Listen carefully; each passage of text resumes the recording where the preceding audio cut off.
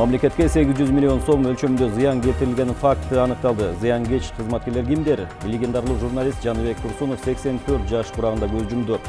Айдоочулардын эсине Нооруз майрамына карата Бишкектеги айрым жолдор жабылат. Эми ушул жана башка кабарлар алдыдагы мүнөттөрдө. Студияда Канат Абазбеков.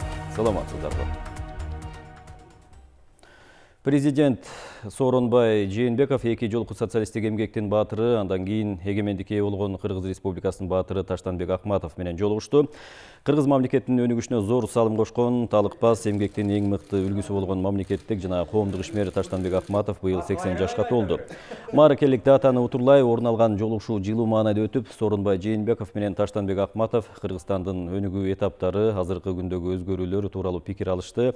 Сиз көп жылдык жана талыкпас эмгегиңиз менен мекендештериңиздин арасында урматтоонун жогорку даражасына жетиштиңиз, деди президент Сооронбай Жээнбеков. Өз кезегинде Таштанбек Акматов президенттин аймактарды өнүктүрүү жылы деп жарыялаган жарлыгы менен коррупцияга каршы аеосуз күрөш баштаганын, жалпы эл колдоп жатканын белгилеп, өлкө башчысына ийгиликтерди жана мекендештердин колдоосун, ал эми Кыргызстан элине биримдик, ынтымак, гүлдөп өнүгүүнү жана өлкө бакубатчылыгы үчүн талыкпас эмгектенүүнү каалады.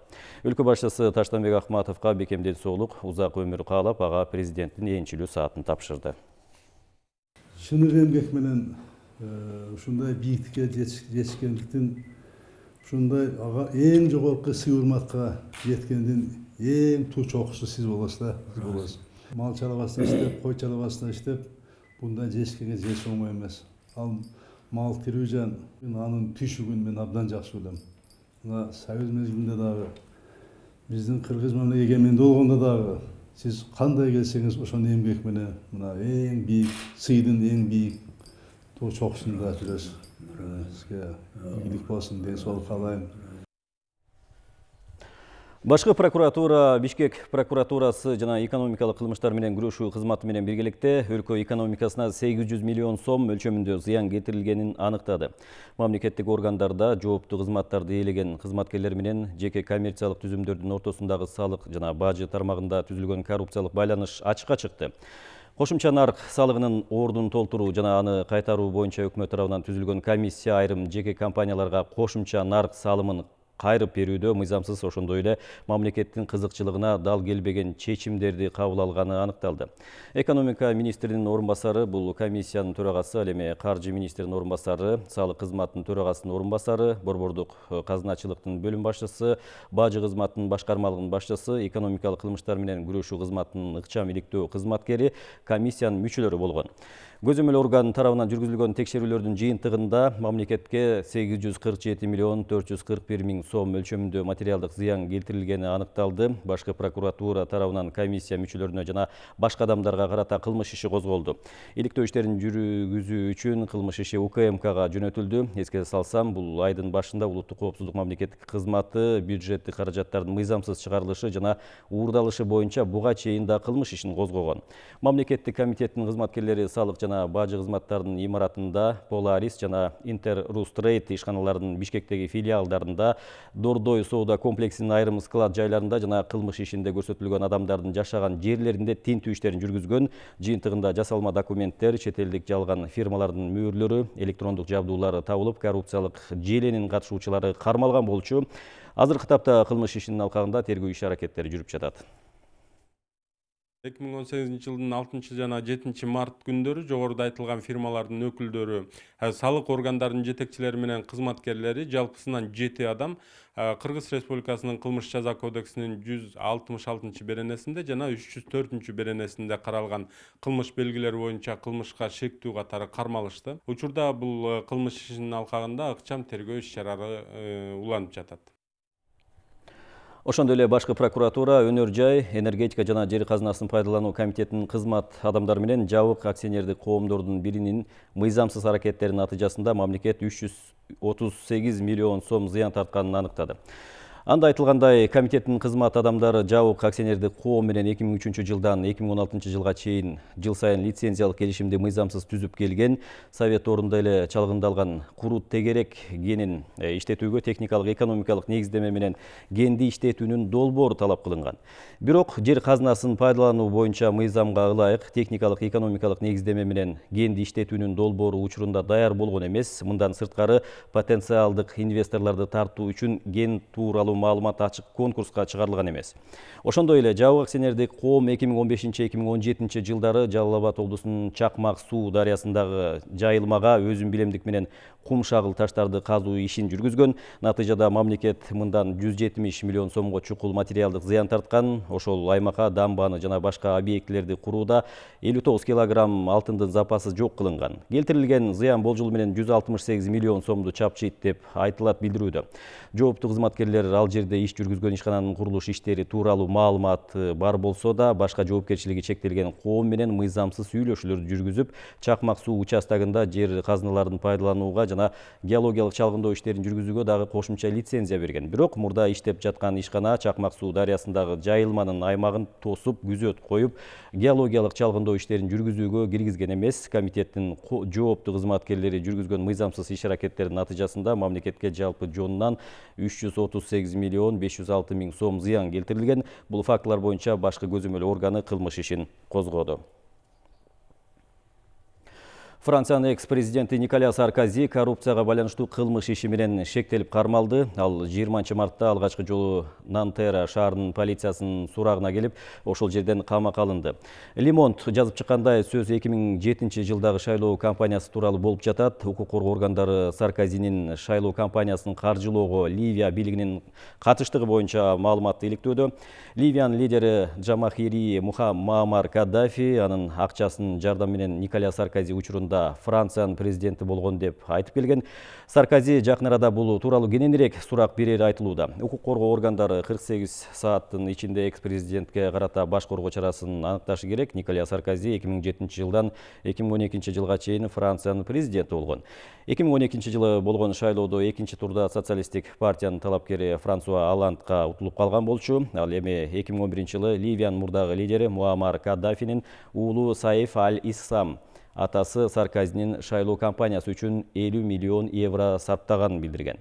2012 жылдын мартында Медиапарт басылмасы Каддафи менен экс-президенттин ортосундагы байланышты бекемдеген далил документтерди жарыя кылган. Саркози болсо аны жасалма деп атаган. Ысык көл районунда 7 март күнү Ананьева айыл өкмөтүнө болгон шайлоого жергиликтүү тургундар нааразы болууда. Себеби ал күнү айыл башчысын эл шайлай албай калган. Буга жергиликтүү кеңештеги депутаттардын ынтымагынын жоктугу да себеп болууда, дешет айыл тургундары.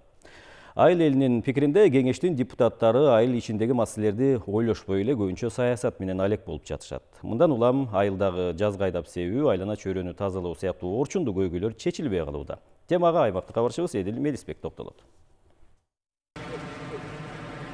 Ысык көл районундагы Ананьева айыл өкмөтү эң чоң айылдардын катарына кирип, 10 миңден ашык эл жашайт. Айылда жасай турган жумуш арбын, алар ички жолдорду ремонттон өткөрүү, жарыктандыруу, таза суу менен камсыздоо жана жазгы айдап себүүгө даярдык көрүү сыяктуу орчундуу маселелер. Бирок ал маселелер экинчи, үчүнчү планга жылып, керек болсо жакын арада чечилбей калуу коркунучу бар. Кайра мына биздики болбой калды шайлоо. Айыл өкмөт шайланбай калды. Тез аранын ичинде кайра ошол экин назначение кылмайынча биздин айыл жергесине эч жокто оңой албайбыз. Бүткө депутаттан баш скоррумпированный болуп калды. Бири-бирине сүйлөшүп калышкан, бири-бири менен. Бирини ким береметишпей, мына азыр 21 депутатка бөлүнүп атат. 5 кандидат кое тургузса 5ке бөлүнүп атат. Ынтымак жок арасында. Эч кандай билими жок адамдарды ушул жака коюп атышат. Анан депутаттарга деле ошондой эме алдына эме коюш керек да, милдеттеме. Эч эмени бүтпөгөн балдар депутат болду. Анан ар кимиси ар кандай эмелер менен эле 5-6га бөлүнүп алышып эле, өзүнчө топ болушуп эле айылдын эмеси эч кимдин көңүлүн эме чордонунда жок. Ар ким өзүнүн кызыкчылыгы. Айыл элинин пикиринде акыркы 8 жыл ичинде 8 айыл өкмөт алмашыптыр. Эч бир өзгөрүү жок. Мурдагы айыл өкмөтү болсо Ананева айыл өкмөтүнүн карамагына кирген тоо жактагы Көктөбө айылына кетүүчү жолдун ремонту, таза суусу боюнча отчетторун бербей кеткен. Буга нааразы болгон жергиликтүү депутаттар айыл өкмөтүн шайлоодо жакшылап тандоо жүргүзүп жатабыз дешет. Ушу коррупциянын баарын көрүп, ушинтип атып, мына келип, ушунун баарын козгоп атып, мына айыл өкмөтүбүз азыр отчетун да берген жок. Отчеттин берсин деп биз чакырдык, мына жаштар келгенбиз, жалаң 7 бала келгенбиз жаштардан. Мына айыл өкмөтүбүздүн эмесин, отчетун требовать этсек, айыл өкмөтүбүз келген жок отчетко.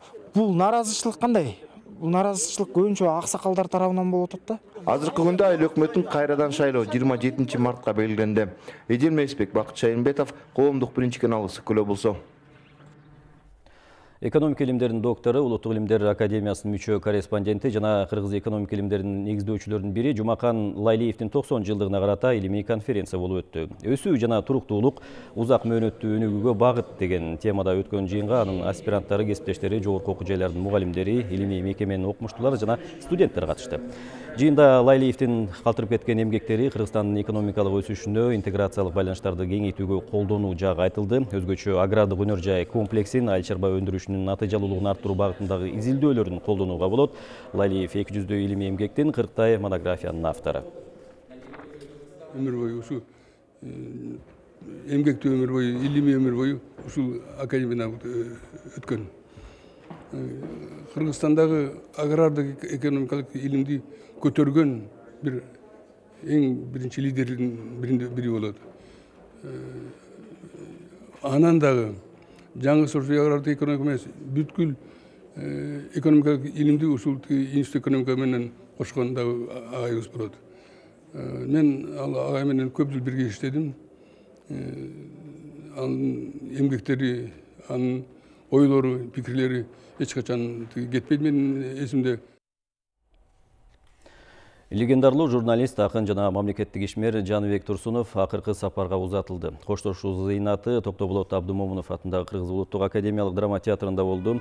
Жаныбек Турсунов 1933 жылы Нарын облусунун Ак Башы районундагы Актала айылында жарык дүйнөгө келген. 1952 жылы Кыргыз улуттук университетинин тарых факультетин аяктап, эмгек жолун мугалимдик кесиптен баштайт. Кийинчерээк мектеп директору, андан соң бир катар жетекчилик кызматтарга дайындалат. 1972 жылдан 1986 жылга чейин Советтик Кыргызстан, азыркы Кыргыз туусу гезитинин башкы редактору, муну менен катар 1963 жылдан 1993 жылга чейин 6 жолу Кыргыз СССРинин жогорку советинин депутаты болуп шайланган.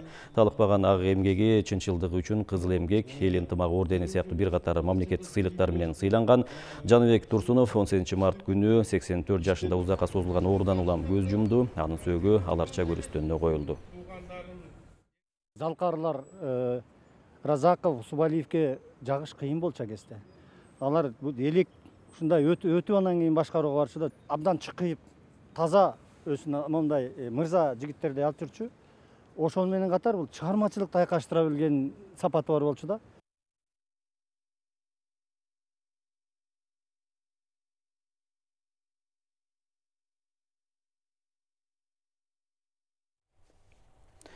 Жыйырма 21 март эс алуу күнү деп жарыяланды. Бул Ноорус майрамына карата болмокчу. Бул күнү Кыргызстандын бардык аймактарында майрамдык иш-чаралар өтөт. Кошумчалай кетсек, Ноорустун тарыхын Зороастризм дини менен байланыштуу күн менен түндүн теңелген мезгили катары 21-ден 22 мартка караган түндү эсептеп, жаңы күн, жаңы жыл келди деп жакшылыкка үмүт кылып, шаңдуу майрамдык каада салттарды байыртадан өткөрүшкөн. Ал эми кыргыздарда Ноорус байыртадан баркталып келаткан майрам катары белгиленип келет. Анда негизинен жакшы маанай менен отуруп асыл ой тилек максаттарын айтып, көзү өтүп кеткен ата бабаларды эскерип, Куран окуп бата кылышат.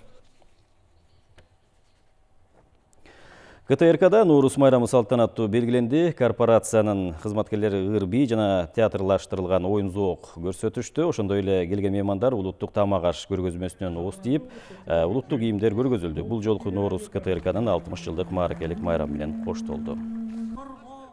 Байыркы ата бабабыздан калып келген салттардын баарын көрсөткөнгө, биздин маданиятыбызды көрсөткөнгө аракет кылышат.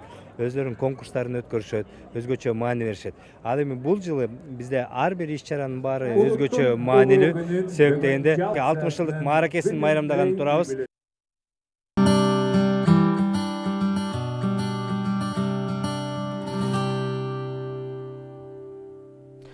Ноорус майрамына карата уюштурулуп жаткан Көкбөрү боюнча турнир эртең 21 мартта Ак Булат майданында саат 2-де башталат. Анда Көкбөрү боюнча республикалык мелдештин жарым финалында атаандаштарын жеңип чыккан Талас облусунун Ынтымак командасы менен Ош шаарынан келген Достук командасы беттешет. Акыркы 5 жыл аралыгында бул эки команда Көкбөрү боюнча ири мелдештерде бардык атаандаштарын артка калтырып, негизги күчтүү топ катары алдыга сурулуп чыгып, 6 жолу беттешкен. Бул ирет Ноорус күнү өтө турган ири мелдеш дагы көпчүлүктүн бүйүрүн кызытып, ат майданга эл адаттагыдан көп топтолоору болжонуп жатат. Сиздер жаңылыктардын кечки топтому менен тааныштыңыздар. Кечиңиздер көңүлдүү улансын. Саламатта калыңыздар.